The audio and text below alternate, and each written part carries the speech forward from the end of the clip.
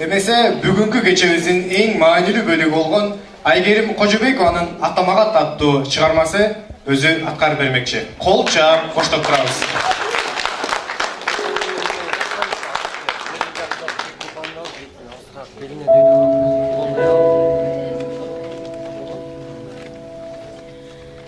Арыбаңыз, жаркылдагым атаке. Жүрөсүзбү керек болбой эчтеке. Эрке кызың бүгүн дагы кат жазды, окуп кое, болбос тоскоол ишине. Эмне дейин? Кайсыларды айтайын? Бул жолкусу көбүрөөк ата айтарым. Анча мынча кыйнадымбы кечириң, адат болду, сизди эсте уйларым. Апам жакшы, жүрөт кылдат, этият. Оордуңузду кээде жоктоп кыйналат. Жалгыздыкты сиз да сезип турасызбы? Апам дагы ошол сымал буулуга. Келечегин сиз ойлогон балдарың, өз алдынча турмуш курду кыздарың. Таянары алыс жакка кеткен соң, алар дагы аксап турдан сайын. Уктуңуз да, үйлөндү агам Ислами. Апам калды 3 келинге эркелеп. Бирок ата, билесиз го апамды, бир ордунда олтура албайт ишермек. Неберем деп боор баскан жан элең. Балдар болду, элесиңди билбеген.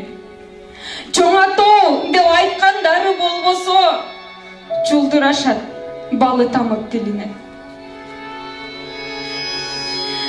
Алгаш жолу диплом алсам колума.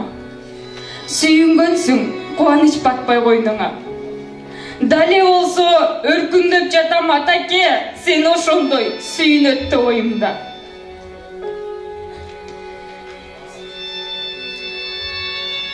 Таарынбаңыз, эми айтам башканы.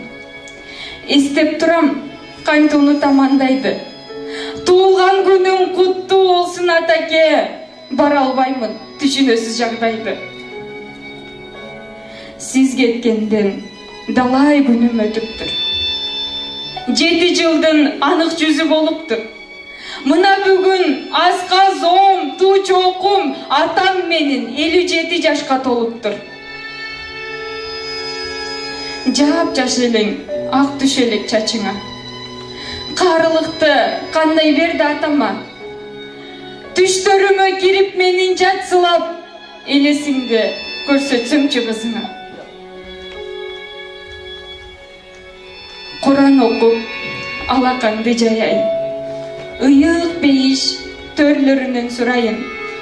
Сизге кылган ушул болсун белегим, дагы башка, дагы эмнеге жарайын. Апакемден, балдарыңдан саламды.